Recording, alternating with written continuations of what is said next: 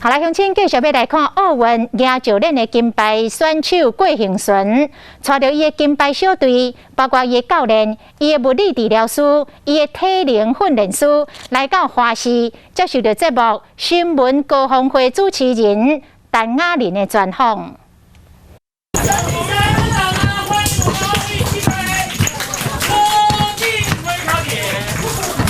金牌来啊！亚洲练的国手郭幸顺，昨下晡来到华视接受新闻高峰会主持人陈雅玲的专访。一到现场，就先表现这个经典画面，就是我已经到这里了，对，可是我已经知道他已经，就是我的手肘没有很快的去做这个出轴。哇！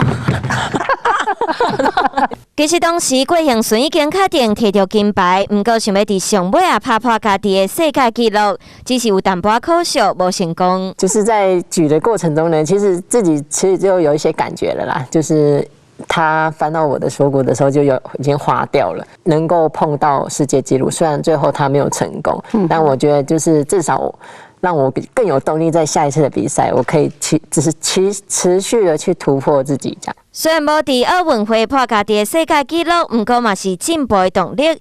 摕到金牌，欢喜的心情要是藏袂掉。家里有那么多金牌，不知道什么感觉。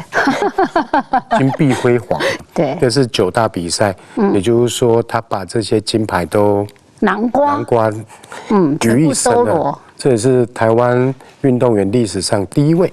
这部新闻高峰会嘛邀请到郭幸顺甲伊的柯芳怡两个人伫现场对谈嘛，真欢喜。看到方毅老师为了就是自己的梦想跟目标，然后很勇敢的去踏出这一步，我觉得那种力量是让我很佩服，然后也让我很向往的。另外，郭幸顺嘛讲到，这摆上感谢的是伊的幕后团队、物理治疗师和体能训练师三个人的好交情，嘛，互录影的现场变做夜聊大会。因为他们就很喜欢帮我取一些很奇怪的称号，例如呢？自己讲。有吗？